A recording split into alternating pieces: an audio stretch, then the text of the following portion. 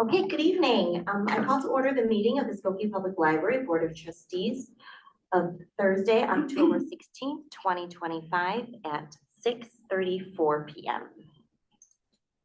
Do we have any comments from observers? No. Okay, none, thank you. We're going to review the approval of the minutes of the regular and closed meetings of September 10th, 2025. Do we have any questions or comments about the minutes? Okay, do I hear a motion to approve the minutes of the regular and closed meetings of September 10th, 2025? So moved. Second. Okay, all in favor say aye. Aye. Any opposed? Okay, motion passes. What we're going to do is because we have our secretary here, we're gonna actually flip the order right now. Instead of going through the director's report, we'll actually do the appointment of library trustee. Okay, so what we'll do is we'll have the appointment of library trustee to fill Shabnam Mahmood's term through April 2027. Are there any questions or comments about this? Okay, do I hear a motion to approve the appointment? Try to say your name correctly, of Amanda Lichtenstein to fill the remainder of Shabnam Mahmood's term through April 2027? So moved. Second. Any discussion? Okay, we'll do an individual vote. We'll start with Elisa. Yes. Mary? Yes. Leah? Yes. Hula? Yes. And I say yes. Motion passes 1, 2, 3, 4, 5. Thank you. Congratulations.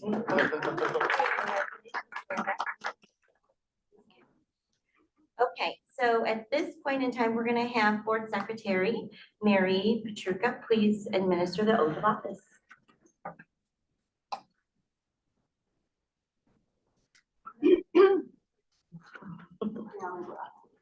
So you can see me very good. Are you ready? Yeah. Okay, I state your name, I, Amanda Lichtenstein, having been appointed to the office of Skokie Library Trustee having been appointed to the office of Skokie Library Trustee in the village of Skokie, in the village of Skokie, in the county of Cook, aforesaid, in the county of Cook, aforesaid, do solemnly swear do solemnly swear that I will support the Constitution of the United States, that I will support the Constitution of the United States, the Constitution of the State of Illinois, the Constitution of the State of Illinois, and that I will faithfully discharge the duties and I will faithfully discharge the duties of the office of Skokie Library Trustee of the office of Skokie Library Trustee according to the best of my ability. according to the best of my ability.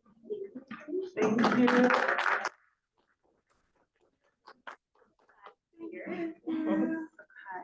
Okay, with your special pen. My niece gave me the pen.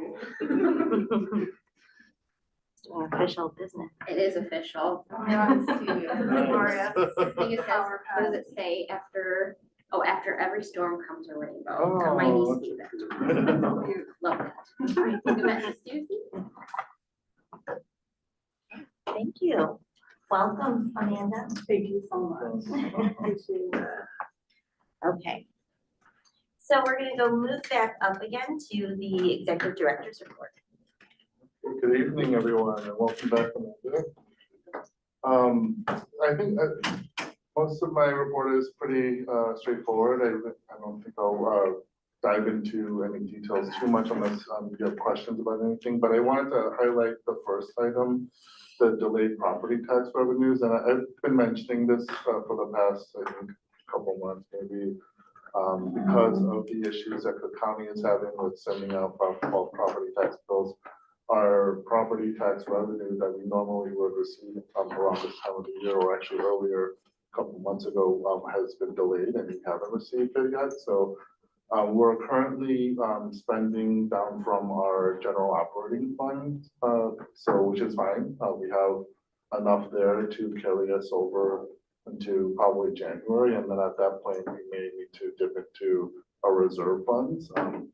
But hopefully there will be good news coming from the county soon, and perhaps November 1st, I don't know. That's kind of what I've been hearing back here and there. And if that happens and the bills go out, usually from past experience, the revenue starts flowing in pretty quickly.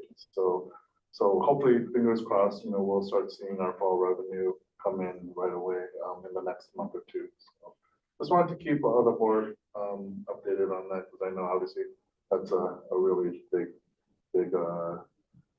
deal if we don't have our revenue come in a timely fashion. So also one other thing, I mentioned the ILA, the Illinois Library Association conference. That's actually that was happening this week, Tuesday through Thursday, actually Monday through Thursday. I attended on Tuesday and I wasn't able to attend yesterday, but I attended again this morning. And I just want to say many of our staff actually presented at the conference, and I had a chance to see 2 of the presentations on Tuesday, and they did such a fantastic job talking about the work that is tied directly to our strategic plan, which you'll hear about it in a little bit from Nancy, but talking about the work that we're doing to create a better organization, healthier organization, and also to help the community feel a sense of connectedness and belonging. So both presentations couldn't have been better. I made sure to tell our staff that how impressed I was with both of all the presenters on the panels. So, and during the conference, I actually heard from a bunch of people who work at different libraries that I know, and many people came up to me and just complimented me on the presentation, telling me that they were in 1 or 2 of the sessions, and how they were fiercely taking notes and bringing it back to their libraries with ideas. So this was a good feeling to know that so much of our hard work by all the staff for the past year and a half is really resonating, not just within our library, but within our profession, especially in Illinois. So I just wanted to share that. It's just a positive thing. Yeah. Great. Do you have any questions about anything else? Yeah. Yeah, I was just wondering, has there ever been a delay like this with the taxes before? There have been, it's not an annual thing, but I think many years ago, there was a delay, and I wasn't part of that. I was on the administration at that time, but that is why actually that informed the board's philosophy on our finance policy to a certain level in our GOF and our reserve fund. And then 2 years ago, I believe, right, Allison? 2 years ago, I think we had a slight delay. I think it came in November, December, but I thought we were kind of over that hump. But I guess our technical issues is what they're saying with the software and the upgrades, and so I don't fully understand all the mechanics of it. But it's not just us. Obviously, it's every taxing body in Cook County is affected by this. So. Thankfully, we're in a good position where we don't have to look for a loan or borrow money from a bank or the village. And how many, in the policy, what is our threshold that we wanted to stay? For the general operating fund, I have to look it up. I think we want to keep it around the 10 million. Councilor, do you remember? I want to say it was about 3 months. Is that correct? Oh, that's the reserve fund. The reserve Yeah, fund. well, we have like the belts and suspenders approach. We have the general operating fund where we try to keep a certain balance. I think 12 months worth of is like the max we would ever have. And then 3 million is the minimum threshold for the reserve fund. So yeah, we're in a good position. We're not panicking at this point. That's why we have this financial approach, so that we can kind of weather the storm with unforeseen delays like this. But hopefully, it's not too much longer that we have to wait before we do revenue. Any other questions? The revenue come in steadily, or is it just one? Usually it comes in like a big clump at a time, and a few big kind of clumps in the beginning, and then it trickles in a little bit after that. That's for a while. But really, like towards the beginning of the collection and disbursement period, we see the vast well, the majority of it come through. So there shouldn't be like a slow trickle. Is that right, Allison? Well, I just wanted to say thank you to all of the presenters at the conference, because I think it's really great when we know that we're doing great things here, but then to be able to share that out. And I know seeing how things run here, how high quality, I can imagine that it must be. And so it's great to continue to share that. And I think be leaders in the industry and highlight that, right? I think it's an honor when we're able to present at things so that everybody knows all the great things that are happening here. So it's great visibility. Yeah, and I always say it's a really nice thing about working in this kind of field, because we're not in competition with other libraries. So our business is to share materials and ideas and resources, and if another library succeeds in their community, it can only like kind of rise, like raise all Elevate. libraries, right, and elevate every library. So that's how we approach it. Okay. Any other questions or comments? All right. Then we'll move on to the approval of the September 25 disbursement report that's starting on page 5. Are there any questions or comments about the disbursement report?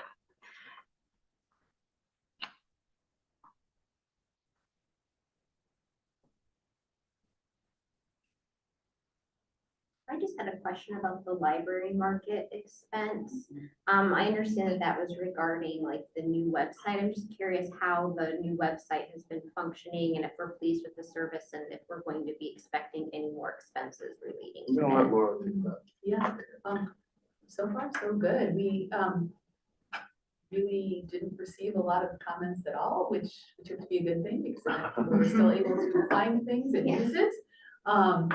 The service has been outstanding. They're very quick to respond when we put in questions and tickets, so we're pleased on that front. There is an annual maintenance fee that was paid, and so that will just come yearly now.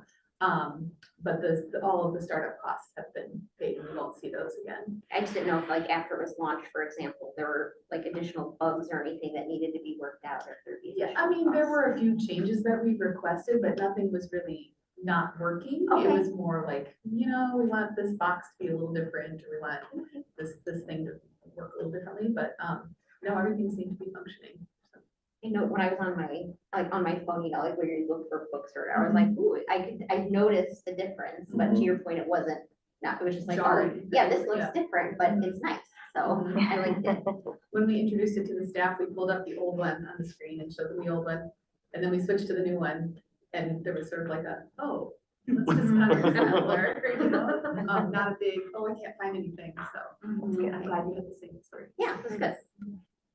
I think I noticed that there was more information just available, like, as like, almost like a little, summary is the right word, but, it's all at your fingertips so that you can click much easier. Without digging down. Yeah. Multiple clicks.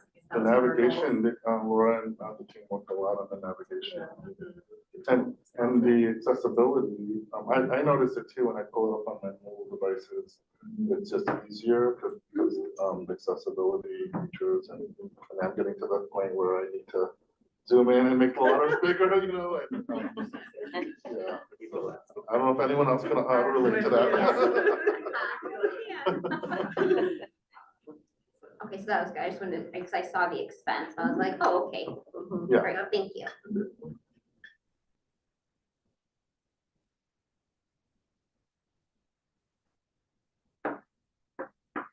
And then I have one more question too, for the Jacobs and Sons, for the seal coating, like also just kind of making sure that that project is closed out and that, because it's a large expense, so I just didn't know if there's any more expenses regarding That that. project went really well, very smoothly, and but hopefully you've noticed the Oh, yeah. driveway and the parking lot, fresh striping, and I almost didn't want anyone to drive on any of the stripes.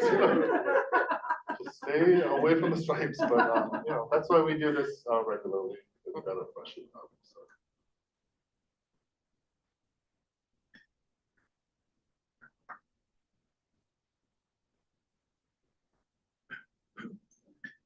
Any other questions or comments?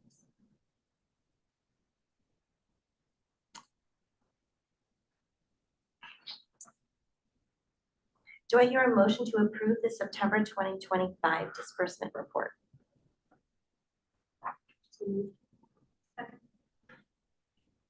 This goes to an individual vote. So Elisa, Yes. Mary, Yes. Amanda, Yes. Leah, Yes. Lula, Yes. and Michelle says yes. So motion passes 6-0. Thank you.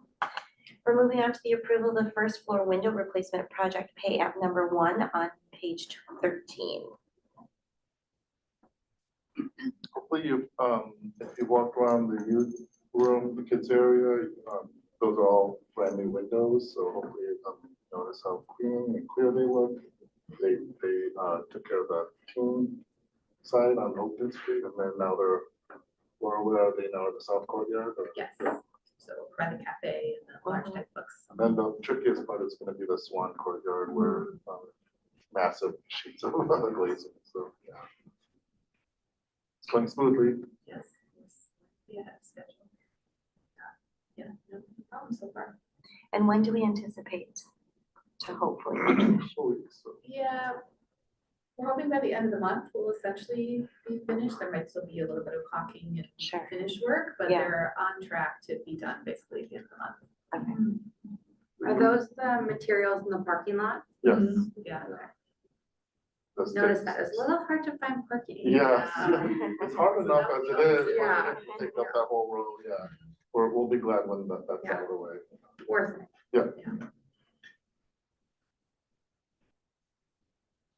Any other questions or comments?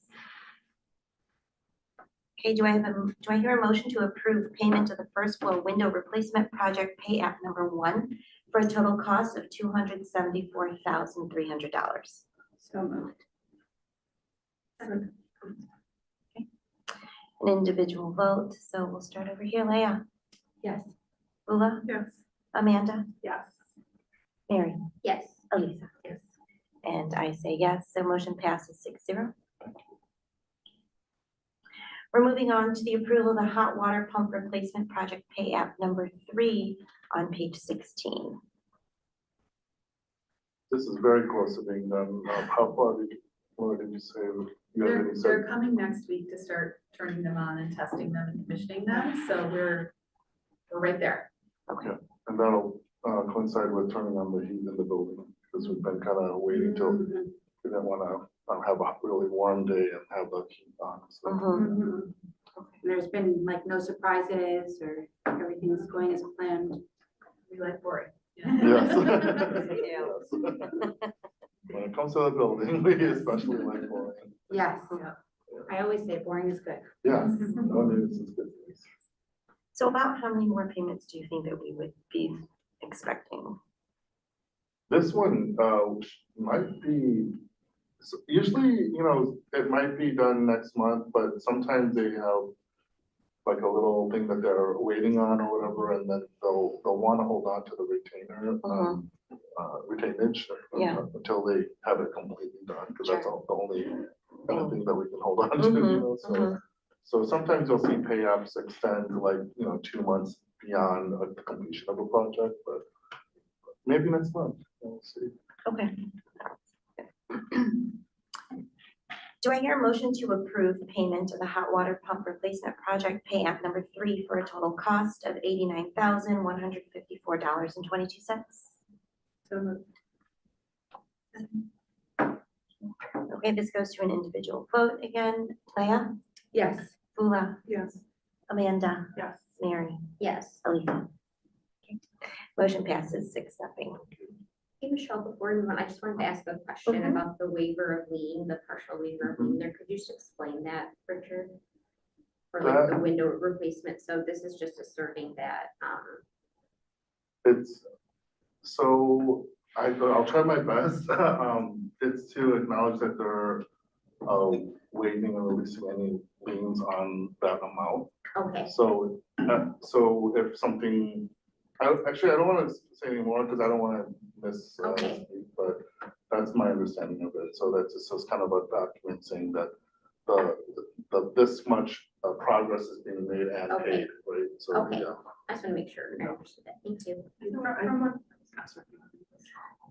you have a better explanation?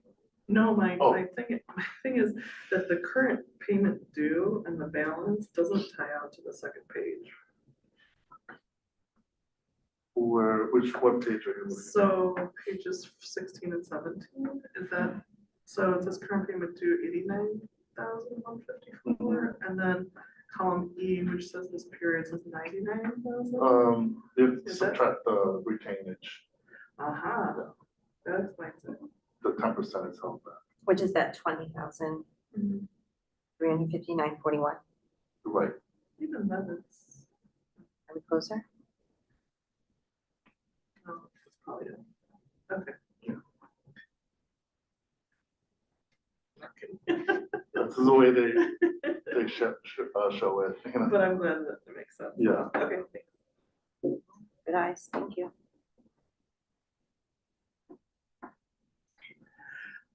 Any other questions or comments about any of the payouts?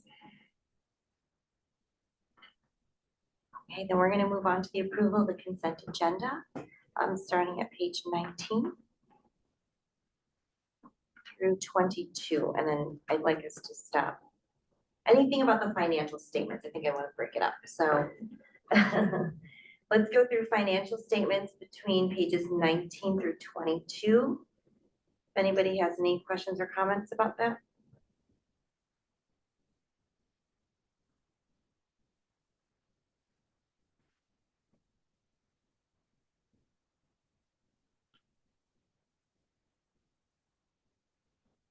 I think this is the first time I'm hearing about section 125 fund. Is that possible? It's mentioned, it's on a financial report, there might not have been a number attached to it, but it's our flexible spending account, so it's like, when someone, people can use it on childcare, or what are some of the other transit, and they will reimburse them essentially from the money that they set aside. Just called section 1.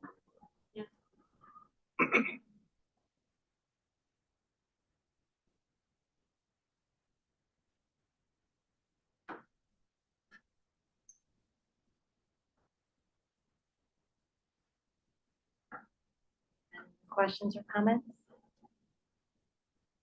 Okay, then we'll move on to the reports, that's starting on page 23 through page 28. Can I ask a quick question? This is going back to when we were asking about the minimum balance in the account. Were you saying 10 million for the total fund I balance? think it Is actually, that what makes sense?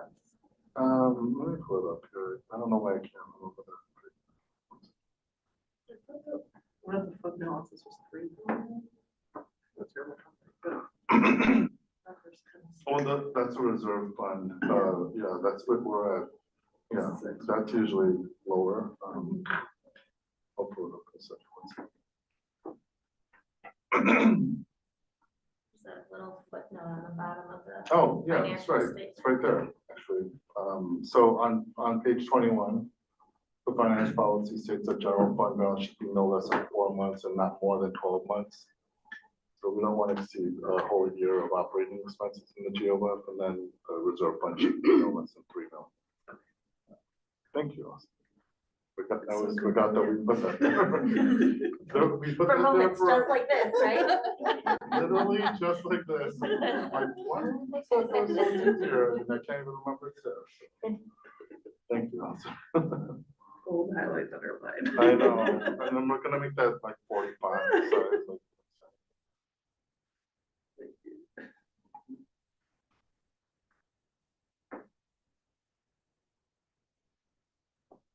So hopefully, like, just to make sure it's clear, because I think since we're talking about the balances, I just want to make sure everyone understands, like, on page 20, on the bottom of the page where it says balance of funds, you have the different accounts, like, those are all our bank accounts essentially, or investment accounts broken down by individual name.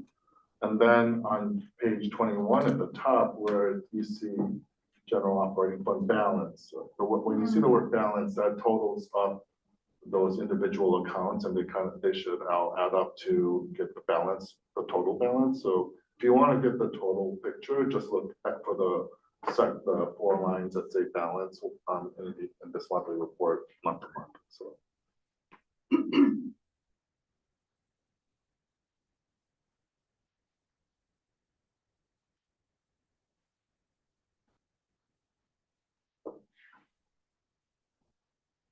I thought it was really interesting to see that we did a workshop on book repairs because, very hands-on and it's like engaging with the materials Yeah. in a way that you don't really see these days. We're trying to preserve the integrity of the physical content, so I really appreciate that. Yeah. And I'm curious.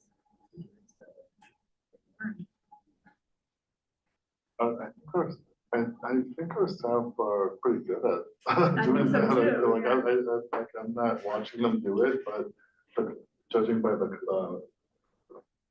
quality of our collection and the state of our collection, like I almost can't think of a time when I picked up a book and I was like, really bad condition or something. We would flag it and we would either discard it and replace it or fix it. Very common in the children's section. Yeah. But just the whole process of like Yeah. reporting if Exactly. potentially a page was ripped or something. And Then we would address it, right, exactly. Really wonderful.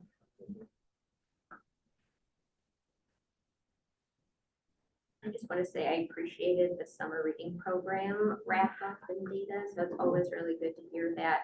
And when I looked through the notes, it kind of mimicked what I had heard out in the community. There were several people that were very excited that we had additional things other than t-shirts this year. So there was a lot of feedback about like, loved the bag, they thought it was great. And then just some suggestions from the community, like, could there be other types of swag in the future, like beanies or hats or like a Stanley style mug or something like that that's not library. So just sharing the feedback that people like the variety this year. In particular, whoever thought to use the flamingo on the back. The feedback was very positive, yeah. So no, it was exciting to see all of the numbers and the participation. I think it was really great. Can I ask how we came up with which like languages we would use? Yeah, so we talked with staff who are in public service facing roles about what languages they are most frequently asked to interact with patrons because they're in the library and they don't speak English. So we know, although some of this year's data suggests childcare sites are a big help for us, but the vast majority of folks who participate in summer reading are folks who are already here. And since we had never done any sort of language access beyond simply English before, we wanted to pick something to pilot so that we could learn. And so we started with the folks who we know we see in the library, but do not engage with the library in English to try and make a thing they already see something they could do.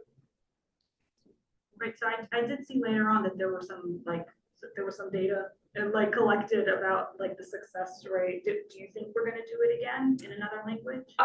It's a really good question, especially now that we see different tools like Recite Me on our website that can make translation to whatever language folks want a lot simpler. We didn't see any like quantifiable increase in folks who are exclusively Spanish speaking or exclusively Urdu speaking participating. So from that perspective, and given how personal and important language is to folks, I think we'll look at other ways to expand language access that isn't as much as getting all of these materials translated, because that's also a huge workflow adjustment. Like we would need to have the language nailed down by January 1st. That's tough. Wow. So yeah. Wow, that's a long lead time. Yeah. But I loved, I don't know whose term that was with the language inclusivity. It was like, I've never heard that before. And I was like, yeah, that's exactly what this was. And I was very jealous that I didn't understand the other languages on the t-shirt. If we are doing that, I would also like to request other languages. Yeah. And that was one of the comments that we heard, and you're recognizing we can never be, it would be very difficult to be entirely inclusive of Skokie just because there are so many languages and dialects that there are likely other ways we can focus on inclusivity without risking someone feeling left out. I also think that's part of the joy of seeing other languages is that is about exposure and learning that there are different alphabets and different languages out there, and hopefully sparking curiosity to learn about them, so I really loved it. Appointment and somebody asked me about the middle language. And it took my phone.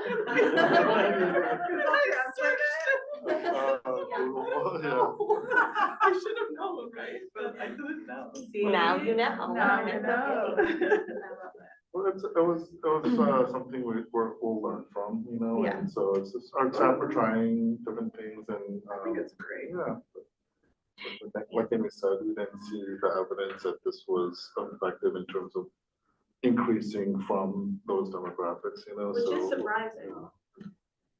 Yeah. No, we didn't know, yeah. Yeah, we were just didn't gonna- know yeah. that, that's why you try, the benefit of summer reading is it is every year, so we can think, what do we wanna try and learn this time? Right. So one of my biggest takeaways from reading about the summer reading program in this, in the report, which I love the summer reading program, it's super exciting and fun.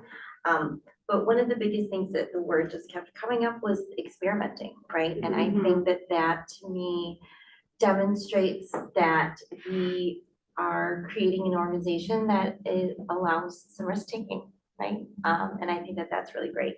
So although there were some things that were like awesome, amazing, some things were like, yeah, maybe we won't do that again, right? But that's okay. And I think we're gonna continue to refine and shape and tweak it. And I think giving the ability for our staff members to, and allowing that space for them to be able to do that, I think is so great, because that's why we hire really great, is because they've got good ideas. And I think that that's a wonderful thing. So thank you for all the work that went into that. And I'm always excited every single year for what's to come for next summer. It's great. Well, winter reading's coming up, so. And so I just want to say, one last thing about this is that it's such a huge effort, involving so many people throughout the library and from so many different departments. Virtually every department has some type of connection to it and role, so it's really something, I just want to congratulate everyone who had a part in making this program happen. Great, thank you. I do have to say, my daughter, every time she came, took one of the bestie bookmarks for her and her bestie. And before she could even give it to her bestie, she obviously lost it in the car, but I thought that counts, and she loved it. And the fact it was like pink and bestie, she loved it. Yeah, we talked a lot about that, because we had different, like, reading persona bookmarks, and Bestie by far was the front runner. We were speculating and talking to kids about why. That heart, man, that heart emoji. That's cute.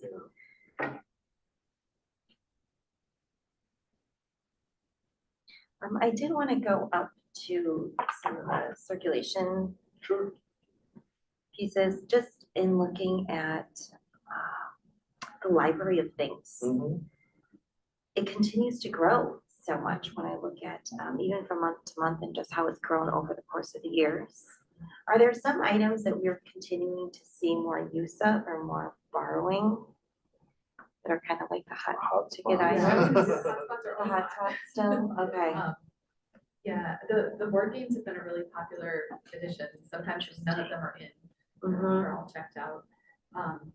But pretty much across the board, I mean, you look at that display and often there are only a few tags hanging there, Mhm. things you can take. So you just keep, Are those usually put on hold already? So then they never quite even make it Right. out? yeah, a lot of them, yes, just cycle through the holds. Yeah.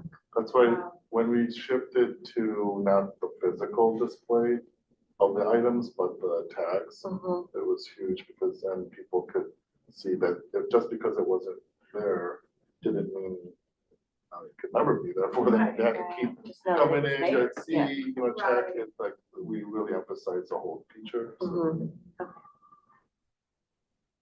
Is there a way we could do that for books too? Because I was like thinking that, like, I never know what popular books in the library, because they're always out. That's why I Yeah, love the reports at the end of the year. Yeah, so it would just be like, oh, what's everybody reading right now that I can't see? yeah. Well, the most wanted and the center displays as walking in, like, those are usually really well stocked. And so That's where I would go. if And they you can't kind of be look at the reserved, possibility, so- Oh, those can't be. Yeah, Yeah. They can't be renewed. Correct. you have to read that. Yeah, I experienced that one. Yeah, The but pressure. the idea is to keep those really like, I'm coming back. almost you done. know, yeah. Yeah. So you'll often see titles there that maybe all of the reservable copies are checked out, but those we know are the hot authors, the hot titles. That's really nice. I didn't realize that's how that table Yeah. works. Yeah, so that's really good for browsing.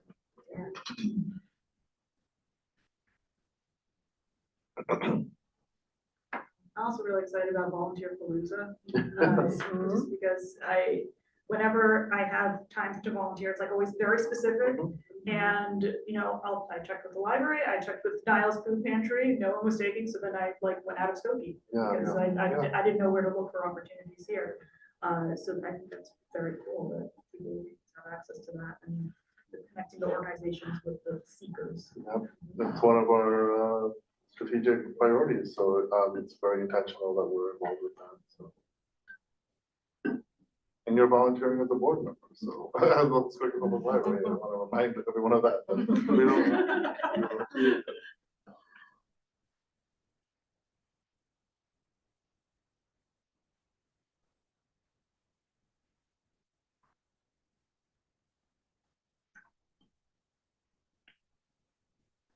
Any other questions or comments about the reports?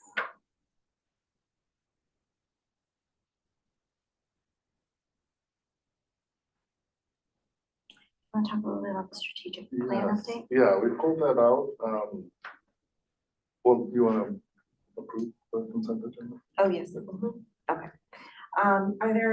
Do I hear a motion to approve the consent agenda? Second, All in favor, say aye. I, Motion passes 6-0. Thank you.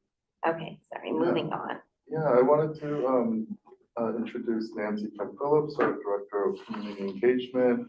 She was part of her role in her job here is to really shepherd our strategic plan implementation along and really make those connections with all of the leads of the different priorities. And so I want to turn it over to Nancy. But before I do, I want to mention today's a very special day for Nancy. It's her work anniversary. So, how many years? 8 years. Congratulations. And just to put that in context, I've never worked any place for 8 years.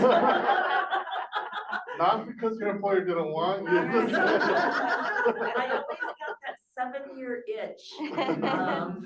So I've made several career switches along the way and, 6 years and 10 months, I'd be like, what else? And so last year I smashed through it and now I'm just. Yay! We're glad to see you on the other side. Welcome. Okay, so because we have on the front title page, strategic update, October 2025, wanted to start by reminding you that the period is from 2023 to 2026. And I'm just going to do kind of a bigger picture piece, and then there were a lot of details, and so I'd be happy to talk about anything that's of interest to you all. But it's been 6 months since our last report, and it's been a really transitional time for the strategic plan. If you had a chance to look at the intro, I think that reflects we have a couple of new current priorities, a couple of things that have been revised, and a couple of things that we've kind of said, okay, we're at a point where we're ready just to kind of integrate that into our work. And we did that, we came up with our own terminology on purpose. So, rather than just goals and objectives and strategies, we talk about current priorities because we wanted to have the flexibility to say, to keep our ears open and say what's happening, what are we missing, are there other ways we can approach the 3 focus areas, and those stay the same. But we use current priorities to say this is what we're focusing on now, recognizing that they may not all start or end at the same time. And then the other terminology that we took on was then ongoing areas of development. And those were the things that were current priorities. And now, we are trying to just implement them into our regular workflow. And when I was reviewing this, I thought, you know, what I think this shows is that we really are open to what we are learning. So you mentioned Volunteer Palooza. Last year was the first Volunteer Palooza. It was a big success. There were hundreds of people here. It was the most positive vibe I felt in a long time, because there were all these people who were in the library who want to help other people.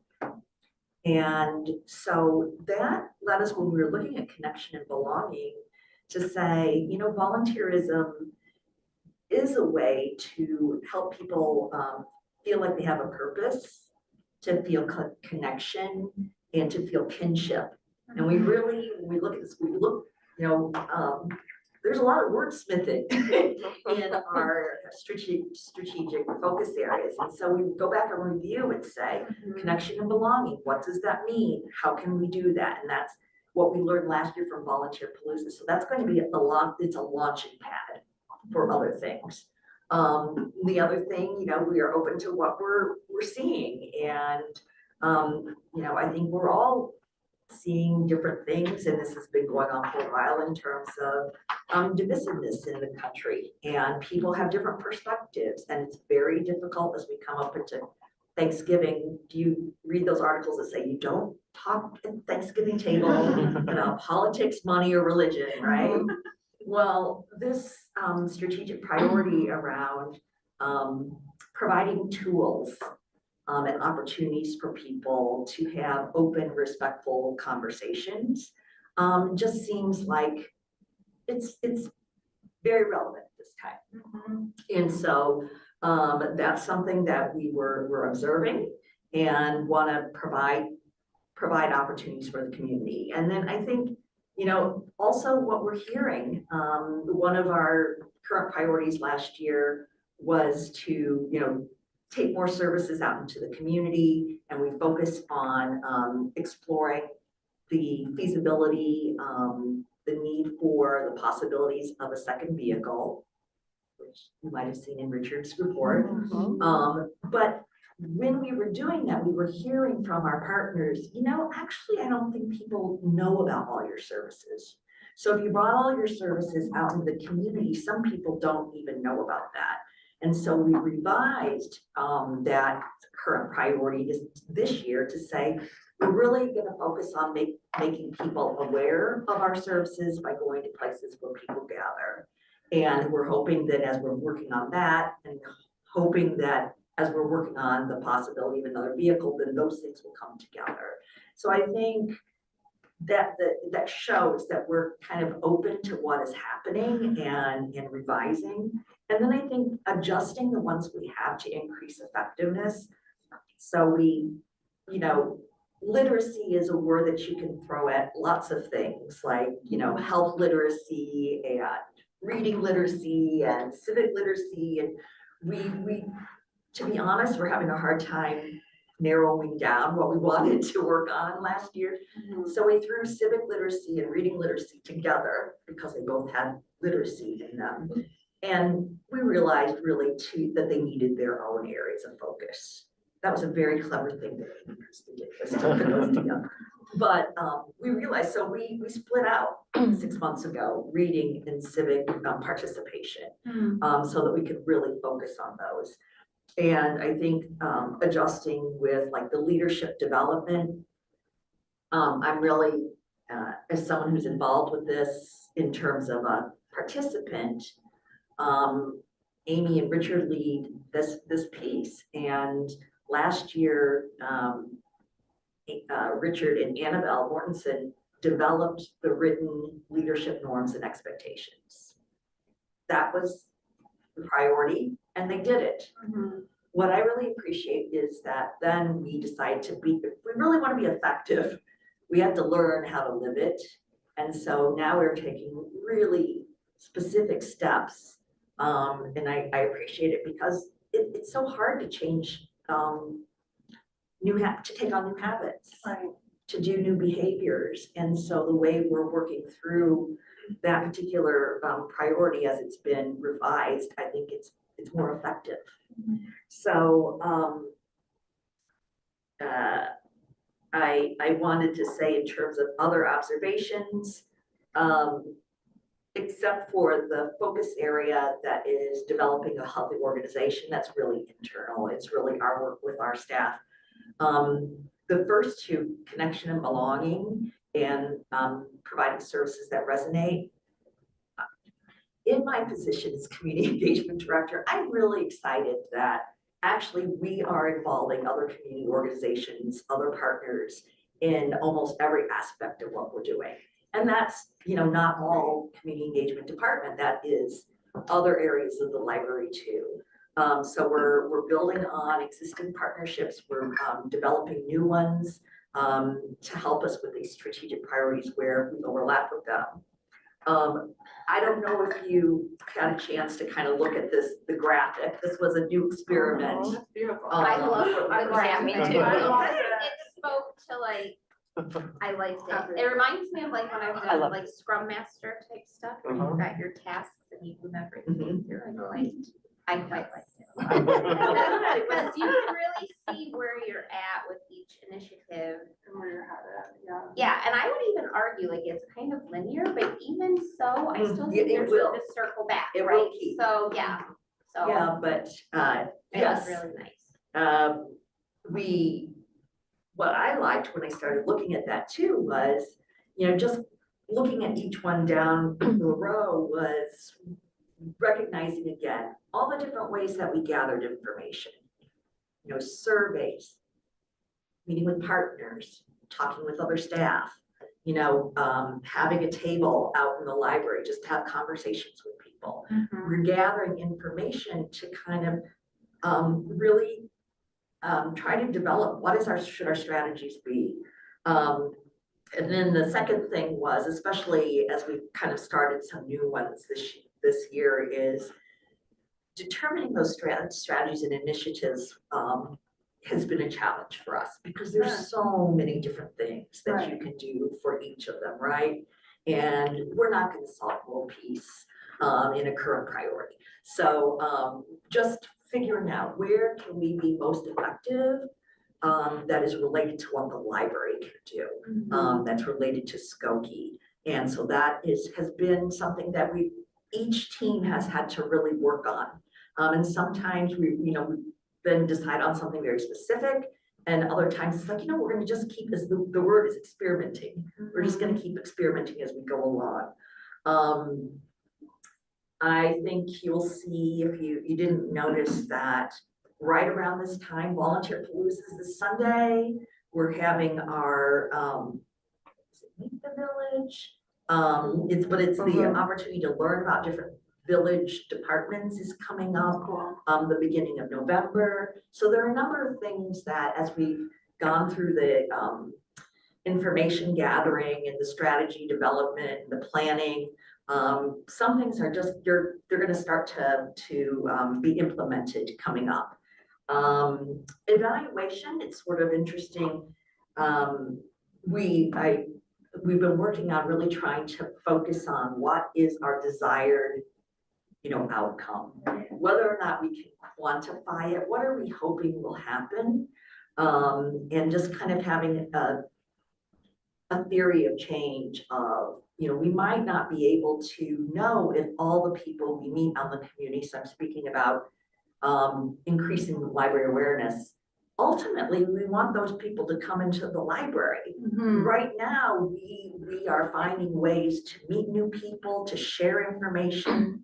Right now, we don't have a way to know if any of those people actually are coming in the library, but we are developing a path of what is it that we're trying to ultimately achieve, and then work on our strategies to ask ourselves, okay, so is that what we're doing? Are we trying to get there? And we are trying to develop ways to measure. I was impressed, again, looking through that, sometimes you wait till the end of a project to evaluate it, and you're gathering information all along, and then you say, did we succeed or not? If you look at the various initiatives that we're doing now, I'm really happy that people are kind of like gathering information, looking at it, what can we change right now? So Amy and Richard take surveys after each one of our leadership cohorts and have tweaked that.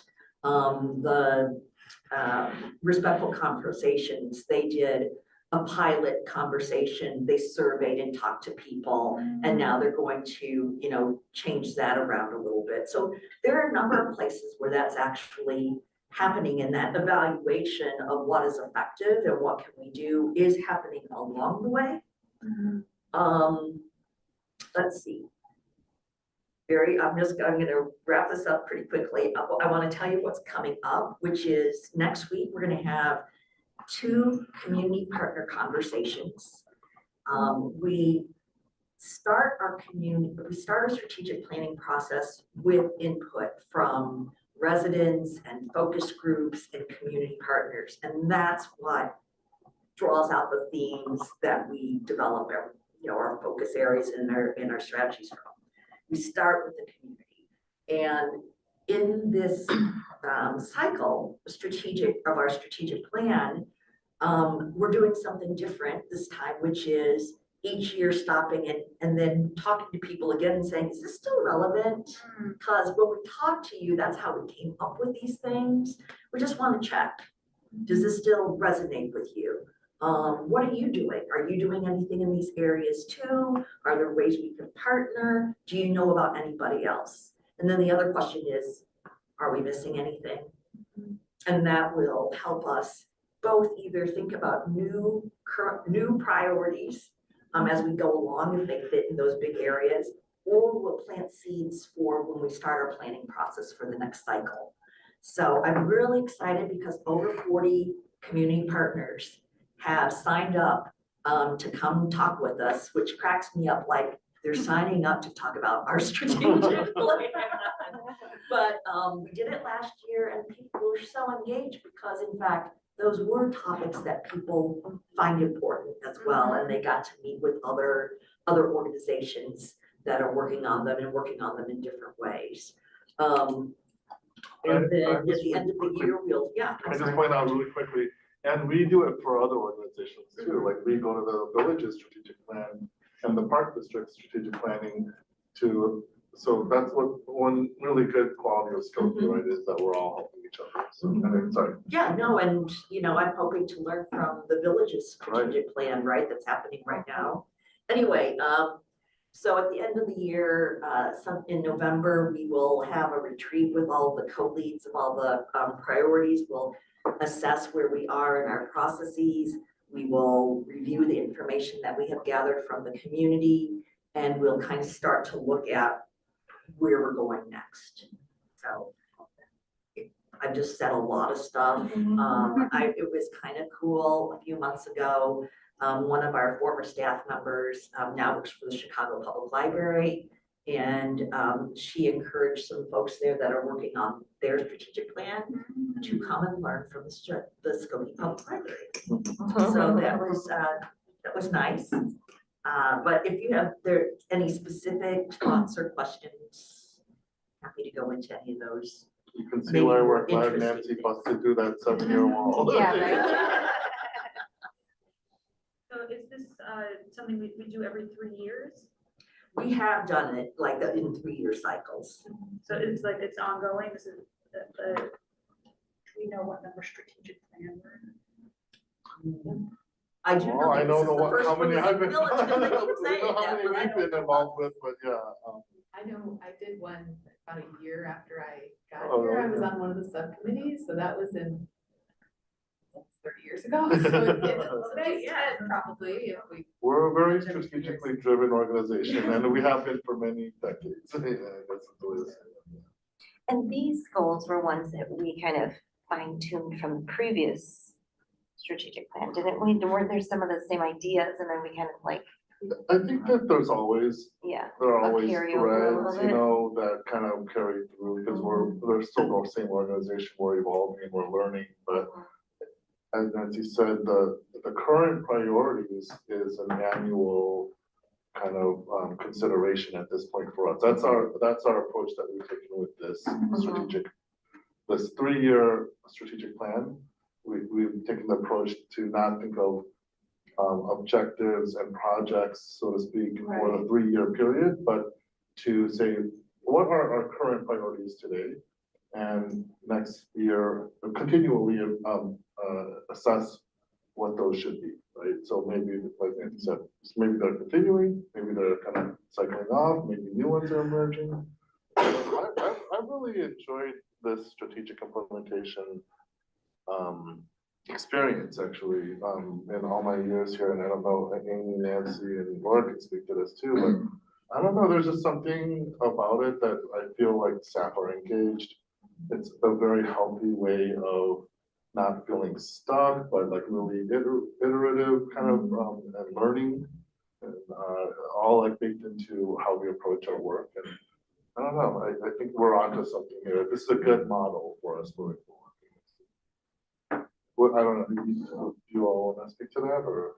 This feels like one of the most collaborative plans I've been a part of, where you may not be the co-lead for something, but because all the co-leads are meeting together and we're having these strategic retreats, we think of ideas for each other, we can brainstorm together. We're just, oh, my project might overlap a little bit with what you're working on. There's just so much more of that than there has been in the past. So I agree, I think this is a really good model for us. It's very exciting to see energy about strategic planning. I know. Geek out about this stuff. I know.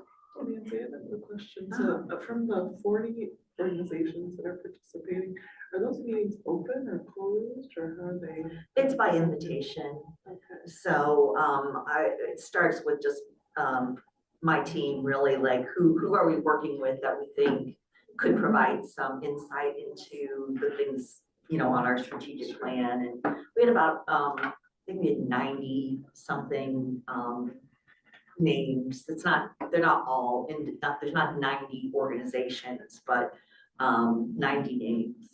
So I think that's a pretty good turnout. And they're all working with, I think the way we've talked about it is those representatives of those organizations or partners are coming, but we have to remember that they're each interfacing and experiencing life with our community members in their own way, right? And bringing back all that with firsthand input, right, experience as input for us, right? So it's kind of like a nice way to get a sense of what's happening in the community without relying just on our single like lens, right?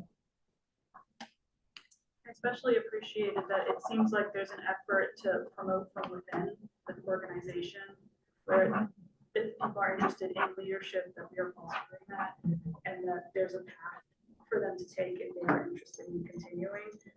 So I really appreciated that. The career path peer learning one, and that's one that is kind of just getting started and thinking about, people have talked about, you know, can we job shadow, you know, how can we learn about other positions. The initiative that Laura co-led last year started this Meet the Department. Yeah, that was so interesting because we really don't know what our coworkers are doing all the time. Yeah, so there's been really good turnout for those people that are interested in learning about others, and it is a way for them to kind of say, you know, is that an area I might go into? And then our HR department is now taking that further to say, okay, so if they are, you know, what might they do next? How will they work with, how will we work with managers or supervisors to facilitate that? The funny thing about those Meet the Department meetings is that they have progressively become more and more engaging and entertaining and like dynamic, and admin is the last. And so it's like, I joke that this, like, we should have been first to set the bar low, and then, you know, but now we're like last. No, you gotta live up to it now. I don't know, but we're administration, you know, it's like, I see skits happening. maybe the board can make a guest appearance then, you know. Video. Lights. Like, See, now mine is next month, so I like these ideas. I think that's gonna be awesome. I know someone who was a master in public master's degree in puppetry, so if you are looking for an expert in puppetry, I will look you up. We haven't had that yet. So, See, what a great brainstorm. exactly, Miss Mandy. Yeah, youth hasn't gone yet, Oh, so. yeah. Oh, Yeah, right. Schmorges will probably make it. They're probably right before us. This may be more of a thought than a question, so I need to, I don't know how this is going to come out of my mouth when I say it, but like when I think about, because I've been on the other end where I've had to execute strategic plans in a professional environment. And I'm thinking of the challenges that I have run across, and it often comes with, I have my team, or I have so many of our regular daily responsibilities. And then it's almost like it's a Venn diagram, like you've got your daily responsibilities and you have your strategic plan, and there is often an area of overlap where some of the daily things you are doing does contribute to the strategic plan, but there's still things that are often off to the side. So I'm curious from like your perspective or anyone on the team here, how you are able to really balance like the everyday duties that the staff needs to do to make the library functioning and running well, while also still keeping your eye on the prize of the strategic vision without people feeling burned out or overburdened. And like, I don't know, like, what are you guys doing to really empower the staff to really kind of embrace both things? Yeah, that, it is really true. Sorry, I don't know if that came out as a babbly thing, but No, I'm just thinking of the yeah. challenges that I have faced, and so I'm just curious how we're real. attacking that from the point of view of the library. So one of the things is the structure of the co-leads. In previous strategic plans, we've had committees. And they were set, and we would pull, it was a really big process to pull people from different departments into each committee. And those were more intense for more people. And it was more inclusive in some ways because of that. But it did affect a lot of people's work, and there could be people that would have good insights on more than one area, but they would be on a particular committee and they didn't have time to be on more than one committee. So with the co-leads, they developed like the framework, and then, oh, who would know about this? You know, so-and-so from this department, let's go talk to them. Let's work with this person if we have an idea about a program to see if they already are going to be doing programs with teens.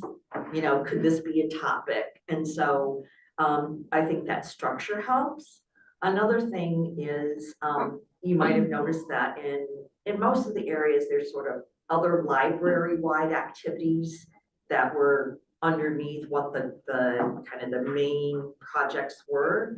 And that is encouragement to all the different areas to say, even if you're not involved specifically in these initiatives, there may be things, you know, there are things that you're contributing to increase connection and belonging. And for us to think in all the different things that we do, how can we support connection and belonging? And that may not then take up, right? It can be where it can be woven into what you're doing.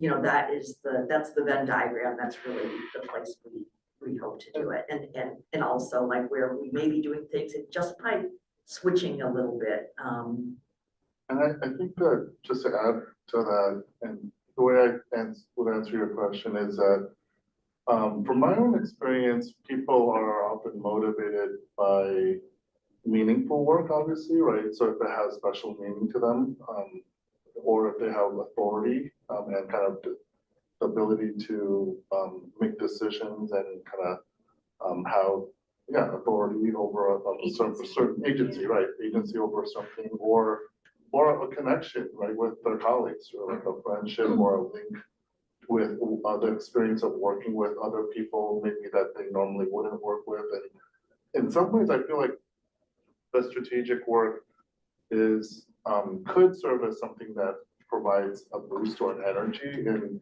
one's work life because of those things, right? Meaning, agency, a link with other people. And so instead of like kind of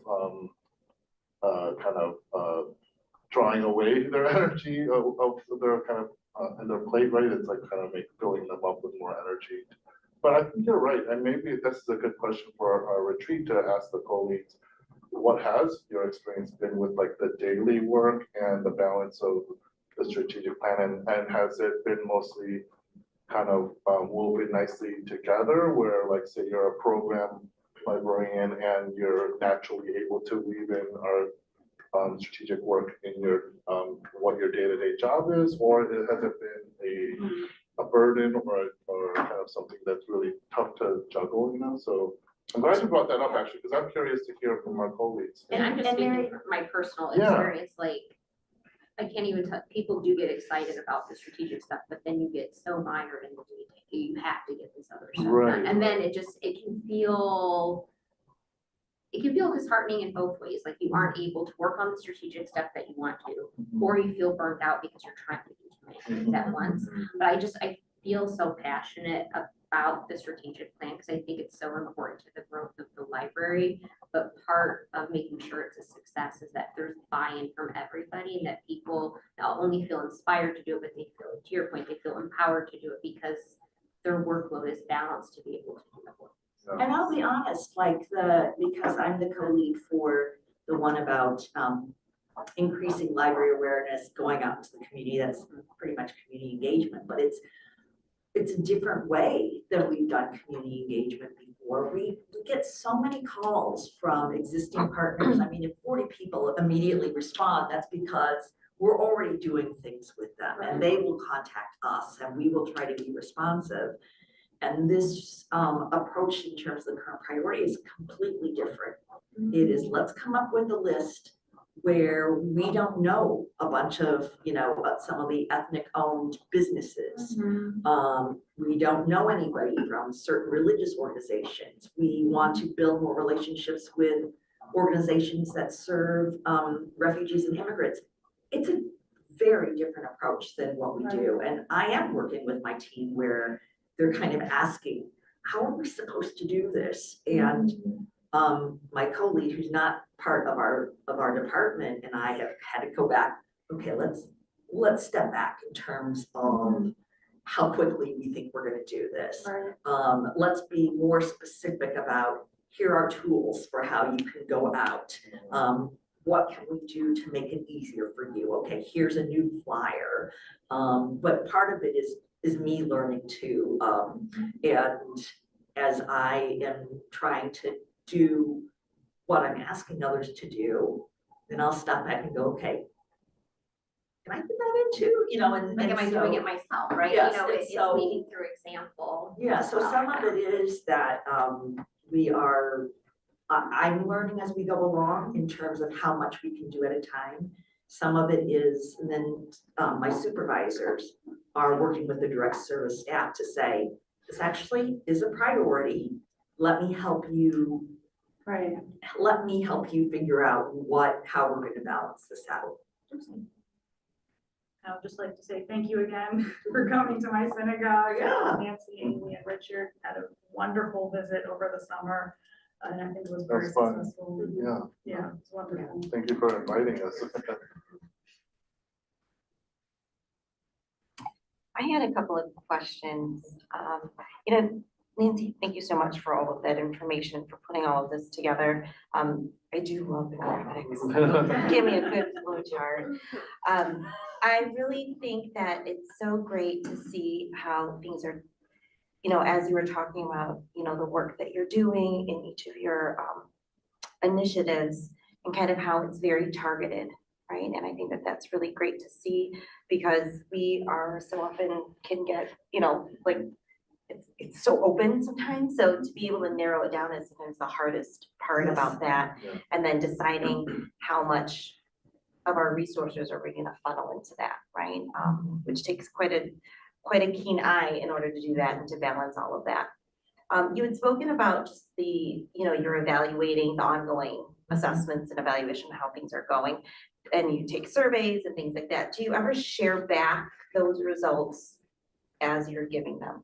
Like, you're asking for feedback, but then do the people who are giving the feedback get the results back? Do you share that information out? Each of the co-leads is doing different things, but I'll tell you, these two have. Mhm, They survey us and then they have, you know, said, this is what we heard, and mhm, so we're gonna make these changes. mhm.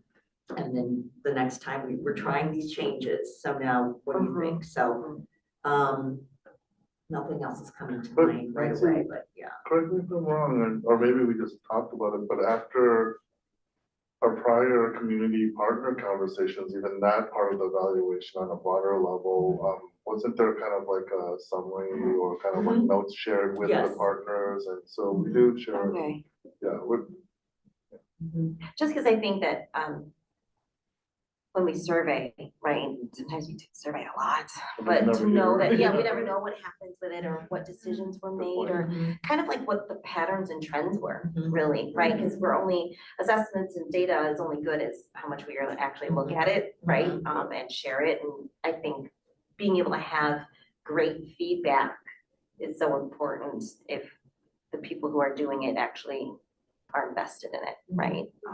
So, That's such a good point, and they themselves might use that data and input in other ways, right? Like, it might spur Yeah. other conversations. right, yeah, and I think sometimes it's nice to be able to have, like, close the loop on some of those things. And actually, that's in a broader way, reason why we are kind of reaching back to people each year to say, we invite you, if you want to come in and hear where we are, because it might not be exactly the same people, but this is what we heard from Mhm, you, the community. right. Let us circle back around and tell you what we've been doing. Are we on the right track? Mhm. Great, thank you.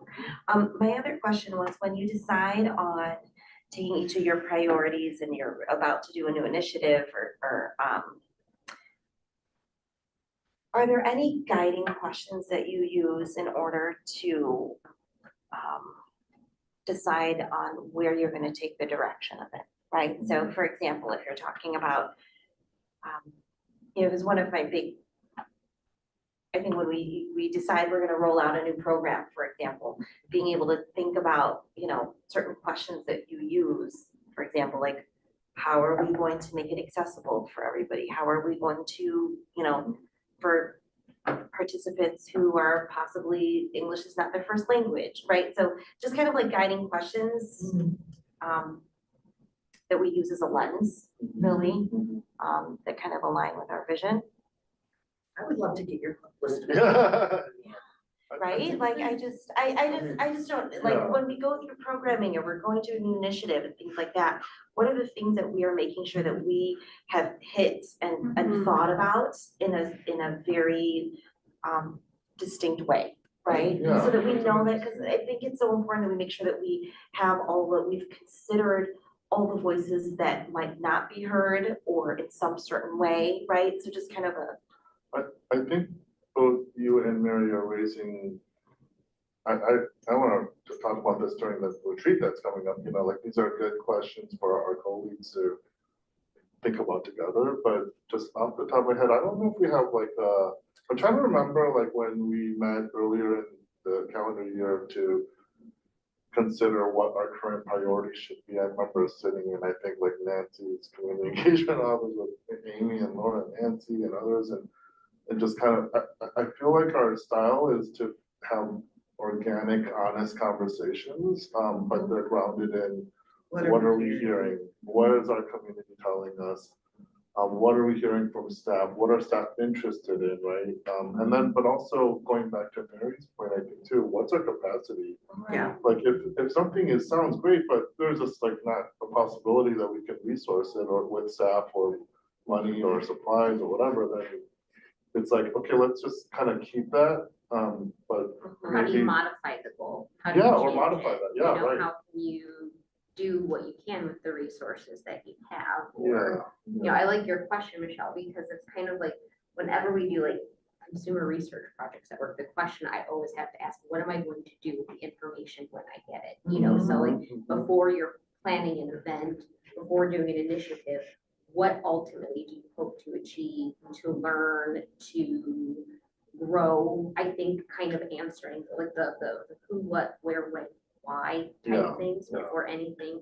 It can help you prioritize and stuff. And I think what Nancy said at the beginning of this whole conversation about just taking each current priority and asking, is there still like the work to be done, and does it need to be revised in some way for it to continue, or is this actually like we're thinking that this is we accomplished this, you know, and we could feel good about it, and we can kind of integrate it into our normal workflow, right? Or Like if the just goal taking, changed completely. right, too, like right. things can or shift. maybe like we're not gonna do this anymore because we thought that we wanted to direct our energy here, but there's other stuff that are rising to the top, right?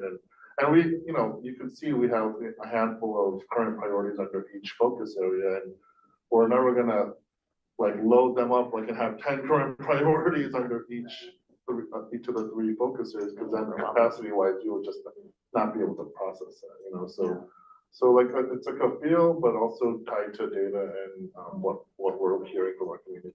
So I really love this conversation. Yeah. What I wanted to add, a little something I want to add is the questions that we're asking, and I guess I'm curious to know how we're targeting it to like the different, you know, if it's adults, teens, kids, and how that might differentiate how then we approach the different Aspects of it. aspects of whatever our strategic. Like audience, yeah. Right, the audience, because sometimes when I look at I know the data that we have for teens, it seems like it's not as robust as perhaps, you know, the children or adults. So it's like, well, it might just be because of age, you know, but how else do we, you know, engage and bring them into the life? And that's when, for me, it's not like sheer numbers compared to one another or whatever, but you have to really kind of take within context, you know, but yeah, that's a good question. It's a evergreen challenge, I would say, and a joy for the library of our nature, because our audience is everyone, literally like of all ages, you know, so we don't have the luxury of narrowing it way down to target like one specific demographic or age level or so, but that's also the fun part of being a public library. Like we have people all over the organization who can do that thinking of like kind of thinking about kids to teens to older adults or, yeah, but that's a really good question. I'm just saying if we're serving a certain, you know, host, you know, some of that, it's like, was that for adults or was it for teens or was it for kids? I mean, kids probably not gonna respond, the parents might. Kids respond too. Hey, you ask kids, they will tell you how they feel.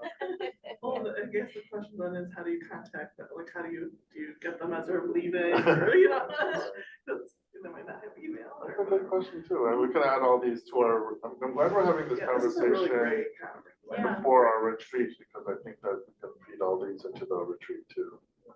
So I had 2 more thoughts. One was when you were talking about, we listened to like what the community is saying. My counter to that would be, who are we not hearing from? And who should we be asking, right? Who are the people that we need to be reaching out to because we haven't heard from them, right? So those are kinds of, when we think about those guiding questions. Yeah, for sure. And the people at the table and who we want to solicit information from. Which leads me to kind of the last question on strategic planning from me is really the, you know, and I know that you've been doing strategic plans for many years, and at some point, I'm assuming that you've had like consultants that have come in at all, or has this always been done in-house? We've always driven the bus, but we've had people along for the ride, consultants who kind of may have some input on shaping things here and there, but for the most part, we are kind of in-house driven. How do you feel about that? This is every year, every cycle, I'm laughing because my colleagues. This was a really loaded You question. It opened wasn't up meant to be a loaded question, I'm so sorry. I'll just kind of keep it really short. Every cycle, I go through this like emotional roller coaster of like, cause it's work, it's a lot of work, and Nancy and I think and Amy and Laura, we all participate in it. And many times after or during a strategic planning cycle, I'm like, never let me do this again without a consultant. Right. I'd ask them to remind me, never let us do that without. Yeah. And then the next time, we might hire a consultant and then we're like, but it'll feel better if we do it, cause we, you know, it's The like. pendulum swings each time. Yeah, is it's what like you're a, saying. it's just a kind of a, yeah, so it's a good question. I don't know if I have an answer to whether or not the next round will, you know, what level we'll feel like we need a consultant to just round out our thinking in our team. But I want to point out that Nancy did consulting for this kind of work for a living. Mhm. But that was one of her other jobs. She didn't make it 8 years ago. So I am so glad that she's on the other side of the table But with I us. mean, yeah, I feel like collectively and Laura, like you said, look how she's been involved with strategic plans for decades, you know, and Amy's really experienced, even on a national level with the Association for Library Services for Children, which she's the president. And I've been part of many strategic plans. So I think that's why I always kind of come back to trusting what we have in our team, because I know the skill level and the talent that we have in our team and the intimate knowledge we have of our community.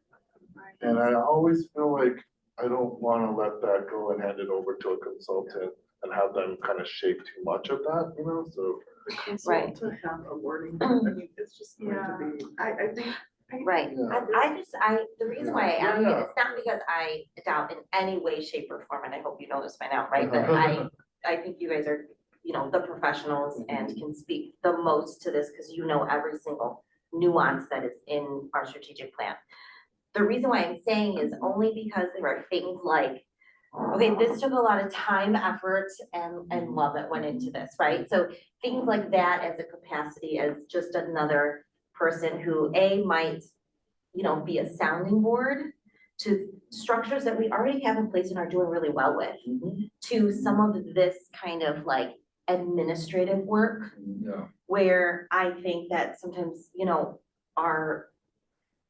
I would love to see some of those kinds of things taken off of the plate when we talk about really how are we dividing our time between strategic plan and our daily duties, Yeah. right? Yeah. That this was a lot of time and work that went into this, that we could potentially be offloading to somebody else who could do that and just kind of take our visions and then put it out there in ways that we want to shape it without us having to do all of that like work. I think that's totally fair. You know what I'm Yeah, I saying? So think not that's so totally much as, fair. because I have full faith in our leadership and all of you, that you're gonna take it in a great direction. I'm just thinking of ways that we can be supporting you as a board in the work that you're doing, not to overtake ways that you are already working, I right? appreciate that. So, I mean, I'm just thinking on like a financial perspective, I just wanted to throw it out there as a possibility, if that was something that you felt you needed in order to make this, what we're doing and the work we're doing, easier, Yeah, right? And I think as a consultant, like, we are paying them to do the things that we want them to be doing, yeah. right? In the capacity that we want, so we drive that bus and There's nothing worse than when you're working on a project and you spend more time putting together documents and talking about what you're doing than actually doing the work. Right, exactly. Yeah, yeah. So, I don't know, just I'm throwing out there to the board also, so if that's something, because 2026 is gonna be here before you know it, right? So. And we have our planning next budget planning process coming up in the first quarter of 2026. So we have a professional services line, as you all know, and that includes hiring of consultants for various things, right? Right. So this is good to hear. Yeah. What I hear from you is the support and kind of permission to supplement what we have in-house to work smarter and kind of like the load for some of us to Yeah. do more meaningful work, you know, so I appreciate that. Yeah. It's fair. And I said we're driving the bus, what I really should have said was we're driving the Sprinter van. I'm so sad I didn't get that around the first time. Nice to bring it back around, yeah. Fingers crossed that the bids come back favorably, right, so. Okay, any other questions or comments about strategic update? Minutia things, I really appreciate the political events, because, you know, it is nonpartisan and it's very hard for people to find that kind of information out there. And also, this is the first time I heard about the, pro bono pool passes. Mm, That was a very nice initiative. That's Nancy worked with. Yeah, I worked with our access team in the park district, and we didn't make it a big deal Yeah. because we really did want to try to find a way where we could work with families that had less resources. And so we did that with nonprofit partners as well that we knew worked directly with the audience. So it was a little bit, it wasn't something we splashed all. On that Well, you note- know, you a joke writer is part of your job too, Yeah. Nancy. Yeah, we didn't make a big deal out of it, but it was very, very successful. So I think the park district is open to not only doing it again, but increasing the number of passes. That's right. Thanks for the feedback. I will do the graphic again. And Susie is really helpful Yes. with all that and putting together the Thank you. whole report. Great. Okay, so let's move on to the quarterly investment update on page 56. Yeah. Allison, our finance manager, is here obviously, and she's the one who really prepares these reports. Allison, I don't know if you want to highlight anything. It's pretty straightforward in her memo and the attachment, but. Well, for those of you that are new to the board, we transferred banks my first year. Mhm. And the purpose of that was due to the interest on the account. So what you're seeing here is the result of good interest with our Wintrust account, which is also in North Shore Community Bank. So most of the deposits are the interest payments that we receive. You'll see our transfer, the $600,000 transfer on the reserve funds in there as well. Yeah, I was pretty happy. I was pretty impressed with this report myself. It's good to earn a good interest on our accounts, and it's always nice to see. Great. And just so you know, with the CDs, when they reach their maturation date, Allison has a conversation with the banks and myself, and we usually figure out, do we want to switch to a different bank or product, investment product, or stay with what we have. And usually, because we have long-standing relationships with our banks, they work with us to really help find us a good interest rate. And, we usually stick to the 1-year renewals, but Did we ever have a Capital One, any type of thing, Capital One thing? not to I'm my only knowledge. asking, because there's a pretty large lawsuit happening right now where people were fraudulent, like they were guaranteed larger interest rates than what they actually received. So there's a class action lawsuit going on right now Not with if we did. decisions to be made in November, so I was just curious. If we did, it wasn't before either one of Okay. here. Okay,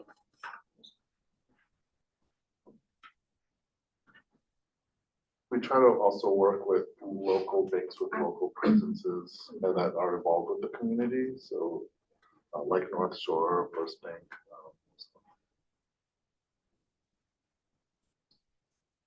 Okay. Any other questions or comments on the quarterly investment update? No vote needed on this, just Mhm. discussion Right, items. right.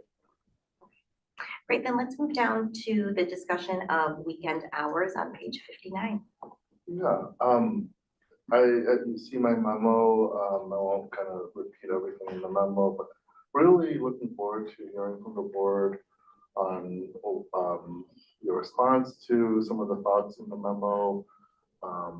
This started as a conversation. I want to give credit to Elisa for bringing up the question when we kind of soon after we first met, and I was sharing some just comments that she's heard from the community, and I thought that was a very interesting question, and not a lot like that I hear is something that I've never heard before, but it was almost surprising that when I realized we've never really talked about that here. It's almost like a thing that is kind of like understood that these are our hours and they should always be our hours, never change. And that, there's no reason for that, honestly. And so I was glad that Lisa brought up the question, and it sparked a lot of good conversation with Laura, me, Annabelle Mortensen, our director of access, was involved, and we kind of just broke it apart as on a initial level, right, of exploration and figuring out what this might look like, what would make sense to us at this point in our investigation of it or exploration of it, and just thinking about some of the potential gains, but also the potential downsides or challenges, right? Not that any of them are insurmountable, but just to kind of go into something like this with eyes wide open, right? So at this point, you know, even though this is an operational aspect of the library, which is, you know, obviously what you asked the staff to take care of, it does involve a financial component because it will impact our budget, staffing levels potentially, and it's a big decision, right, to change the general hours of the library. So I felt that was appropriate to bring this to the board and just get some initial feedback and input. And then if the board wants us to proceed with further exploration, if we're happy to do that and maybe mock up a more detailed plan of what this might look like and kind of get some more information that I know you'll need, like the projected anticipated costs, or like the timeline, how we would communicate this, right? The impact on the staff, obviously, and the staff input that we want to receive. So this is very at the beginning of the exploration, I would say. I just want to emphasize that nothing has been communicated to the staff or the community about anything for sure happening. So but this was the first opportunity to bring it to the board for a whole board discussion. So, yeah.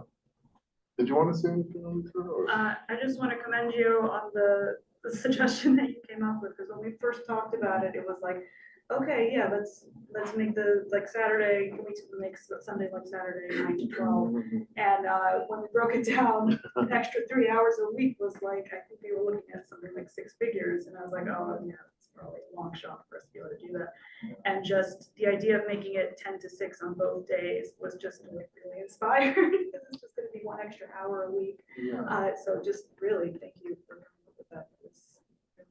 Yeah, I mean, we discussed it, and that's at least where we're at right now. But I'm really open to hearing all of your questions and concerns. I obviously want to hear from the staff as well. Their input, but, I have a question, and I'm reading through this, it made me think of this. When Lisa mentioned this to me, I was like, I always wondered why, like, we couldn't go straight from the farmer's market. I go every Sunday with my husband and my kids. We normally go like 9:30. We're normally there for like an hour. And I was like, they'd love to go to the library after, you know? We normally can't, but bringing that up, I was like, that would be awesome if we could like add that to our Sunday routine. And then I recall, I believe last summer, there were occasional like library staff at the farmer's market doing like children's songs, stuff like that. I wonder why we didn't have that this year. we didn't have this. You did? Where? I was there every Sunday. We did go once a month. The second Sunday of every month, we had a library table. Now, last year, there were times when our youth services staff did some other activities and almost no one. There was like in like the courtyard area where there was like children's performances, or I heard And PJ that was was actually always a out couple there. of years ago. Yeah, a But couple not of years last ago, summer? we yeah. did some performances in part because we determined we'd be able to do it a little late in the game to schedule staff. But yeah, so one of the things that we saw for the sort of library resources that are going into it, the fact that most people are like staying for 2 or 3 minutes or just walking by, Right. it wasn't meeting what we would try to do with those resources. So yeah, this summer we had a table sometimes they had activities from our Skokie yearbook project that was a little bit more like come up and stop as opposed to spend a few minutes with. So interesting, I must have missed those. We went Yeah. to bookmarks at the one last Sunday. We had some staff out there. Okay, I'll have to keep my eyes. That's all, it's grown in, which of the villages, Yeah. kind of, I mean, it's grown in like those music and there's. Yeah, it's really It's, amazing. it's nice, you know, and so there's a lot going on. Yeah. Yeah, it's definitely not lacking. It's just Yeah. something I We noticed. had 126 people stop by to talk with our staff last Sunday. It's amazing. But to your point, I think that in our, you saw in my memo, that is part of the Yeah, rationale. I could see that being a real convenience, like you Yeah. said, of people doing both. There's the library visit and the farmer's market visit all in one morning, and why not, right? You're right there. So, Mhm. yeah.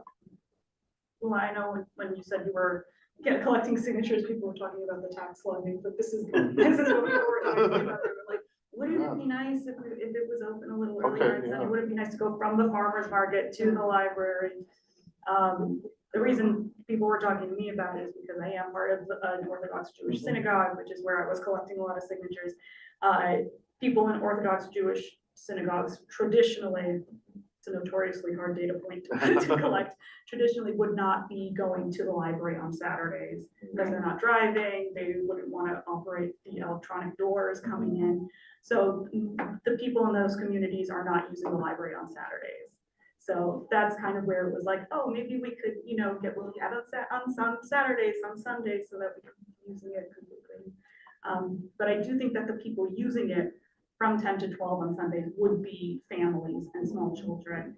And if I remember correctly, that's almost half of our gate count. So I do think that it would be successful and beneficial to the community. Especially on the weekends, it's a big portion of our, library use.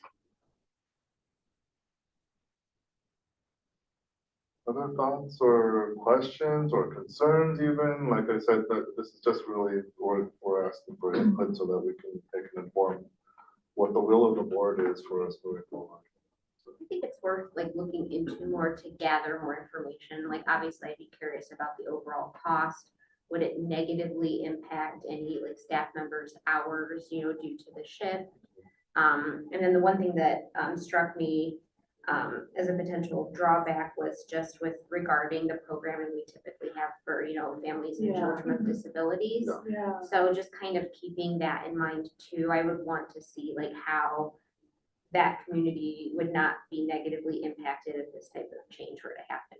And on the plus side, I do think, because I felt the same thing when going to the farmer's market, like I usually just drop my book at the book drop, but it'd be nice just to like be able to walk inside during that time. And I think people that may not be using the library as regularly, who are going to the farmer's market or who might be up a little bit earlier, I do think it could be a positive. But for me, I'd want more actual details of the potential both positive impact and then maybe the potential challenges, so we could make a more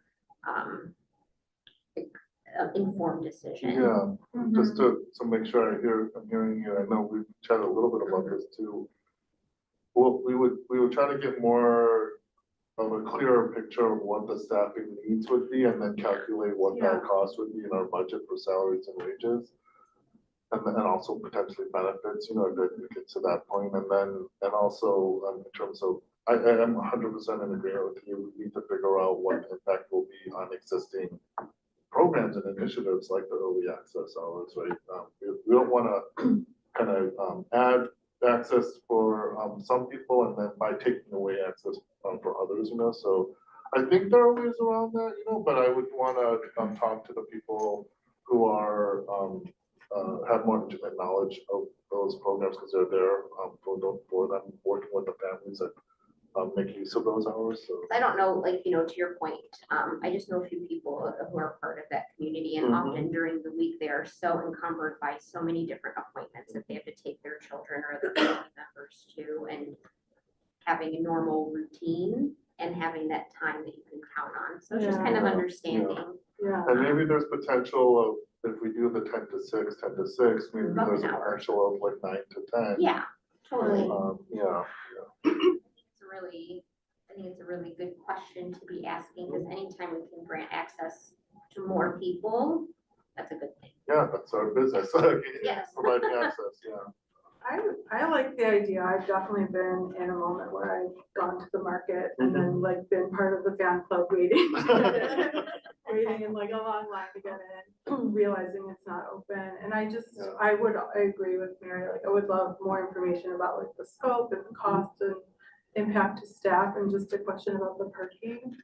I know it's like, it's kind of already a big deal. It's congested downtown to find parking for the market. If people were coming to the library, could they park and walk to the market and vice versa? Like, just what would the dynamics be and how, like, what kind of tools could we use to be able to predict whatever kinds of challenges may come up? That's definitely one of the key questions that we've explored, and I know Laura, myself, Annabelle, we all worked on a Sunday morning in the past couple months or whatever, like different Sunday mornings to just to get a sense of like, we, you know, I know when I was here, I like looked at the parking lot, I like counting the cars, how many spaces, and the lot, when I was, tell me Laura what you saw too, remind me what you saw, but when I was there, it's like 10 to 11 a.m. It was maybe half full in the west side, and that was when the farmer's market felt packed, right? I mean, I'll be honest, I parked in the parking lot here, going to the farmer's market.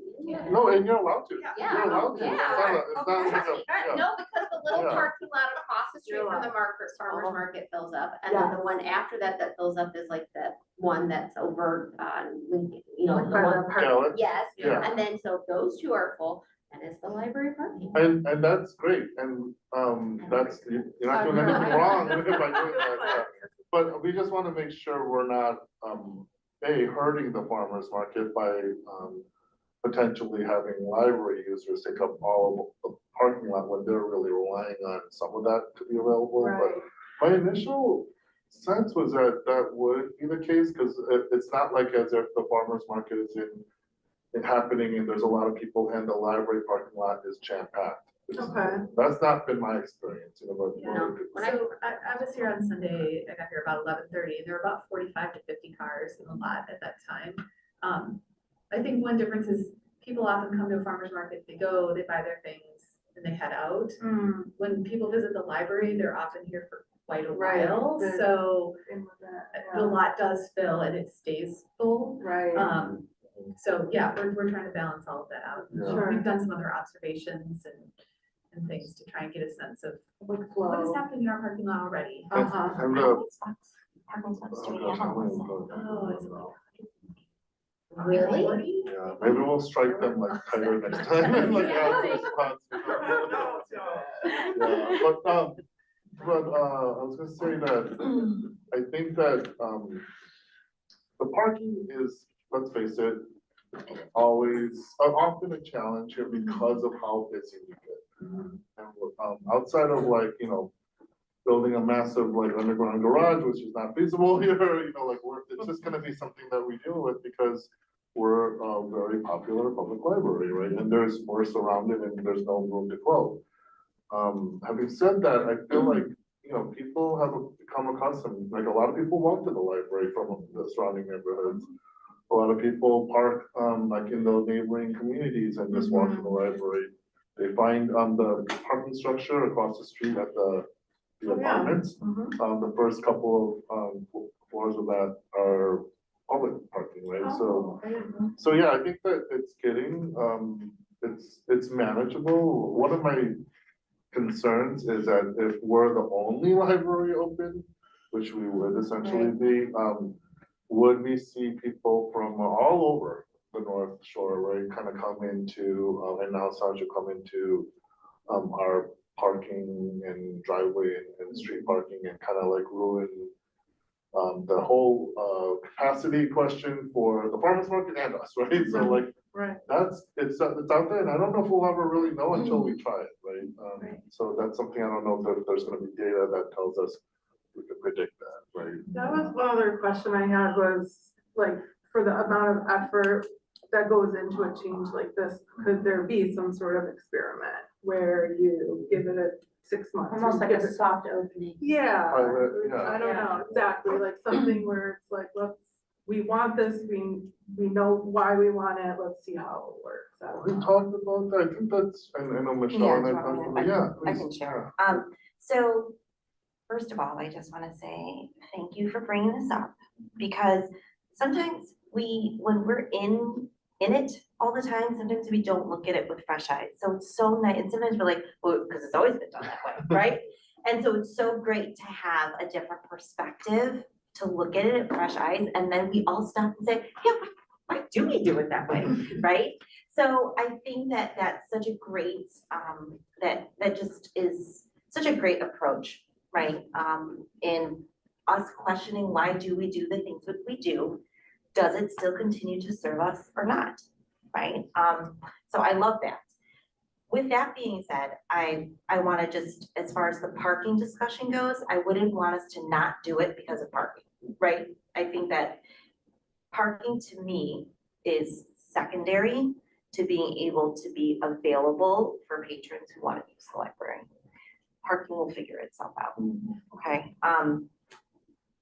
And then the third thing, as I was reading through, you know, the drawbacks and why it would be a great idea, right? So all the positives for it. I do think that it would be helpful to have kind of like a trial, right? Like you said, Richard, we won't know until we try it and what the feedback's gonna be, polling people, watching and observing what happens over the course of a sustained amount of time without the commitment necessarily, right? Before we start changing all the things on the door, right? The etchings that are on there, the vinyl that's on there, right? But I do think it would be great for us to give it a trial run for a little bit, you know, a couple of months, I think, at least because all of that's gonna come with the PR that goes with it, right? And people changing their own schedules or what they, their ideas of what their Sunday or Saturday might look like.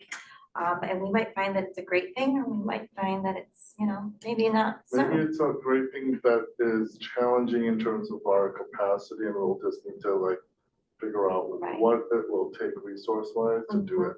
You know? Right, and I do think that, of course, we need kind of the hard numbers, right, on the amount of money, employee capacity, all those kinds of things. But when we think about scheduling, for example, for some of our special needs patrons that might need certain areas of the library, we might, I mean, there's flexibility, I think, in being able to open maybe parts of the library, so we're not fully staffed at 10 a.m. or 9 a.m. or whatever we might want to do, right? So being able to maybe have kind of like a slow roll-in of staff at certain times in certain areas, as we know that we can possibly predict where certain patrons might be needing the library during those special times. So I think that there's always a way that we can make it work, so that we can make it more accessible. The fact that we might be one of the only libraries in the area that is open, I think is also, again, a testament to like us Maybe being we'll start a trend, you know, and, right. you know, I was surprised when I was looking around and I didn't, you know, check every single library in the whole suburban area, but I checked the ones that maybe are kind of surrounding us and,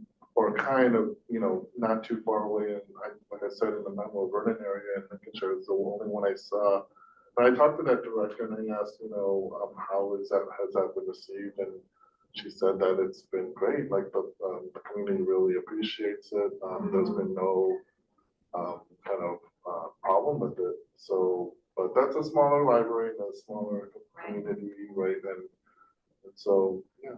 But What I might suggest then, because I'm thinking there would be a very big influx from neighboring suburbs like Mark Grove, Glenview, Evanston, Wilmette, Northbrook. I mean, all my friends go to all the different libraries.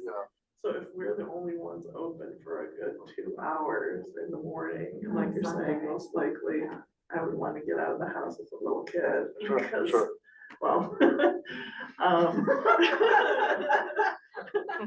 was a few years ago, but I still remember, you know. I mean, I would just say maybe we should reach out to, you know, other EDs or whatnot, at those libraries and just kind of get a sense of their feedback and what, you know, how would they feel if we did do that?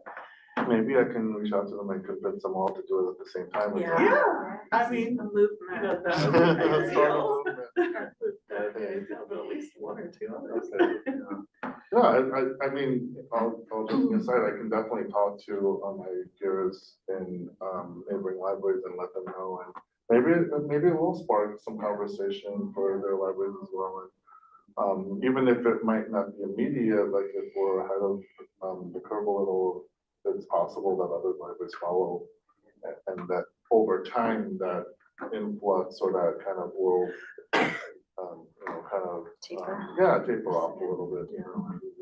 I mean, I don't have that much, I don't really let it marinate too much, but I would hate to shorten hours. I would be really open to, you know, opening earlier on Sundays, Mhm. because noon is pretty late, Yeah, but that's just my 2 cents. yeah, yeah. The shortening of the Saturday is really more, good, as I explained in the memo, it's a very long day. It turns out to be a very long day for staff, and so it feels extra long. I mean, when I work on weekends, I usually choose a Saturday over a Sunday, because it just fits my schedule better, but it just feels like you feel that extra hour, like when we're open 9 to 6, and also, 9 to 10 has been statistically very quiet, you know, so.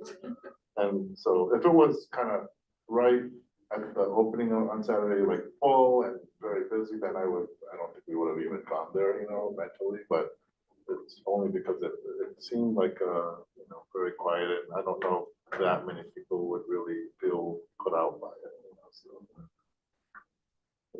All good things to consider, right? Yeah. It would be neat to see, like, you know, when I was envisioning it, right, as maybe something that we could pilot like over the next summer, right? Because summer hours always, typically, there are a lot of offices have summer hours, or stores will change their hours for the summer, so it might be a great pilot time. And then we can adjust as needed as we get, you know, if that's something that but I feel like the public might be more willing to understand summer hours as opposed to us just shifting things randomly on like you know, Right. a March, and, Yeah, you know, yeah, like, and Without any. we're changing it, without any right? announcement. Yeah, whereas I think if this kind of makes more sense when we're trying to dabble in experimenting with it, I think it's a great time of the year to do that. Yeah. Everybody's schedules are a little bit wacky anyways in the summer, And so. then think about, okay, back in grad and undergrad, you know, like I would have rather had a Sunday early open throughout the year than in the summer, because I'm probably not taking classes in the Right, summer, so it really just depends on the individual. Different like, audiences, Right. Yeah, But I think it's kind of a nice time period, right, where it kind of, we could maybe try it out and see how it goes. And the question, I kind of like that, and we don't want to think about it a little bit.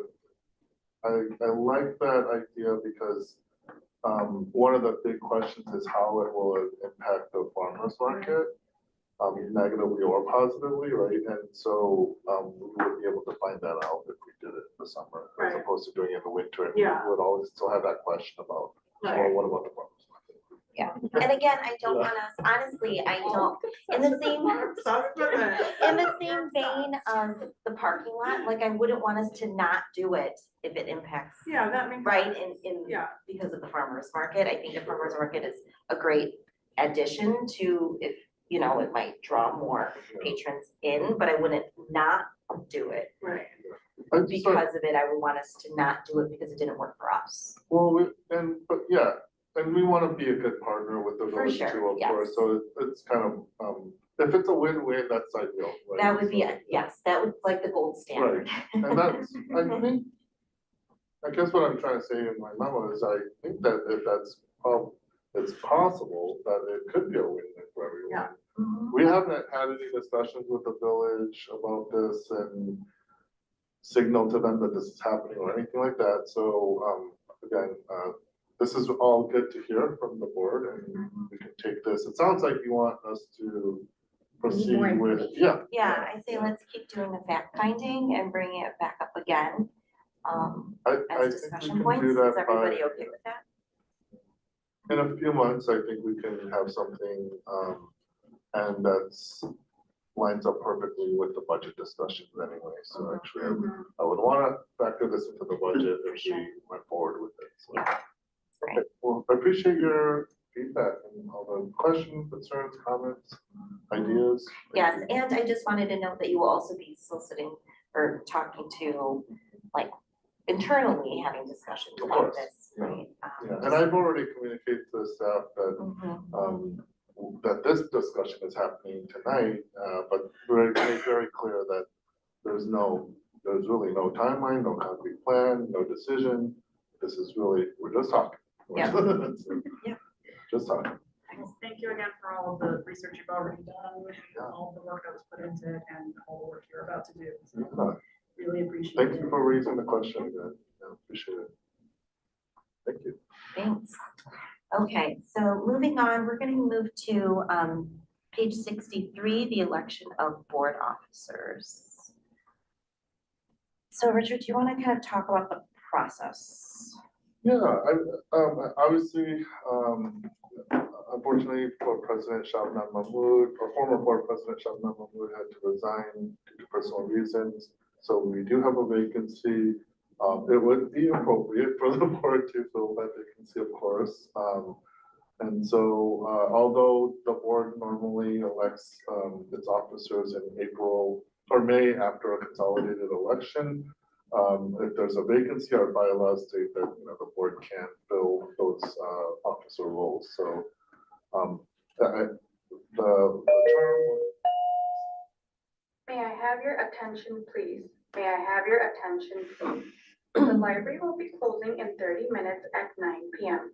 Some of our spaces close in 15 minutes at 8:45 p.m., including the studio and public computers. Please save your work now. If you have items you wish to borrow, please check them out at this time. Thank you. You're welcome. Thank you.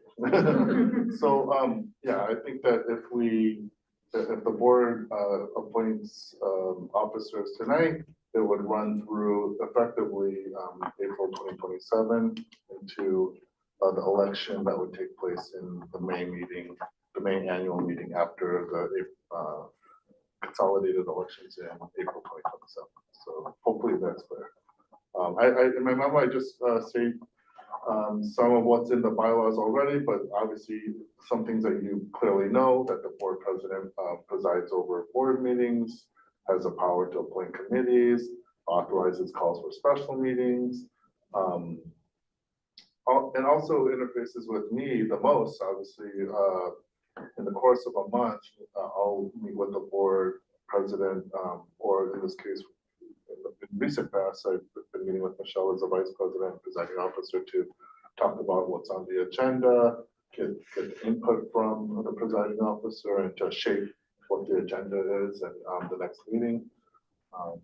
So it's a little bit more time commitment, and the final thing I want to mention is that there are also authorized signers on our bank accounts, our financial accounts, so it's just more of it allows for some flexibility in the case of, the absence of another side, so just kind of back up, right, so.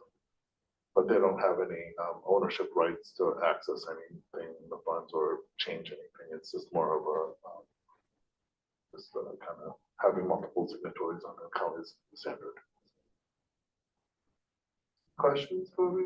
The process would be simply to accept nominations. If Michelle wants to proceed, we can accept nominations for the board president role. Can I just make a comment? Yes.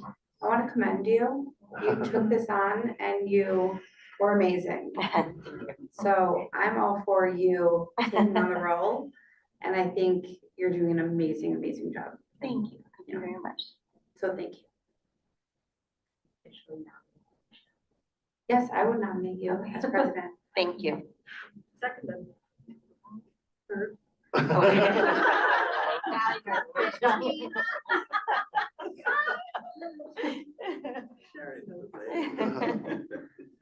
Okay, so do I hear a motion to elect Michelle Malari as president of the Sylvia Public Library Board of Trustees? So moved. Second. So it's an individual vote, Yeah. right? Okay. So, we'll take an individual vote on that. So we'll start with Lisa. Yes. Mary, Yes. Amanda, Yes. Hula, Yes. Leah. Yes. Thank you. Motion passes. 5-0. I guess I can't vote. Like, I can't vote on that. So 5-0. Thank you.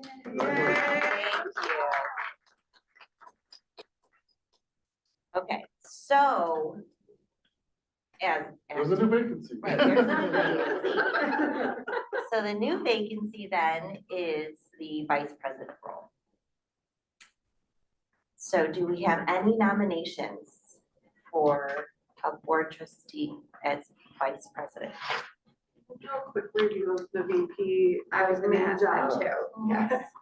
The main role of the VP is to serve as the presiding officer in the absence of the board president for any reason, right? Illness, or if they just can't make a certain meeting, or a prolonged absence, of course, like which happened here in this case. So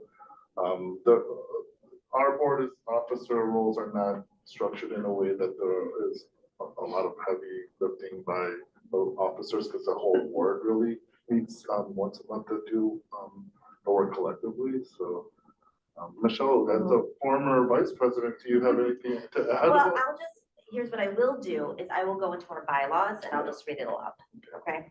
So Article 5, duties of officers, Section 1, the president or in their absence, the vice president shall preside at all meetings, appoint all committees, authorize calls for any special meetings, and generally perform the duties of a presiding officer. In the absence of both the president and vice president, the secretary shall preside.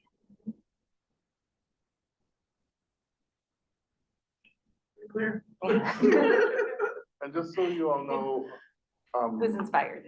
in the case of someone who's not normally running the meetings and setting the agenda, if we knew that this was gonna come to bear, that, you know, someone would need to step up, I would work with them to prepare them, right? And make sure that they felt comfortable taking that role. 'Cause I know, Mary, you led a meeting. I have run a meeting before as secretary, so right. both the president and the vice president were absent, so I had to run a meeting. Right, and In addition to Wasn't so bad, administering the right? oath too. Yes. It was a busy So day for painful, you. It was a busy day, it was a busy day. But look, she's smiling, she's here. Came back. No, but you do get support. Mhm. Yeah, and Susie really is part of that too, in making sure the agenda is very clear, and even like the motion language and stuff, you know, like, so we. It's very scripted. As much as you think that it's me, there's a lot that's supported over here too, so. And Richard is very helpful, obviously, in guiding all of that, so. I would be interested. If no one I'll else. second that. So should I nominate myself? Yeah, There are some nominations. I'd like to nominate myself. Seconded. Anyone else? Are there any other? I like my job as Yeah. secretary. I like my job as secretary. Okay, any other nominations? I just wanted to. Okay, all right. Do I hear a motion? I know you just did, but I'll just say it formally. Formally. Do I hear a motion to elect Elisa as vice president? So moved. Second. Okay, we'll do individual vote. Can she vote? Probably abstain. Abstain. Okay, Mary, Yes. Amanda, Yes. Hula, Yes. Leah, Yes. I vote yes. Motion passes. Congratulations. I feel very happy now, so we have a full board, Full full board. officer I don't slate. have to do any, I can stay you're still secretary. secretary. Okay. Yeah. Yay. There is no vacancy there. Okay, any other comments from trustees? I just wanted to say, even though Shopnum is not here, I just wanted to express gratitude for all the time that she served on the board and her time as president. I always appreciated her thoughtful approach to everything, and she contributed so much while she served as a member of the board. So I just wanted to say thank you to Shopnum. Here, here. Any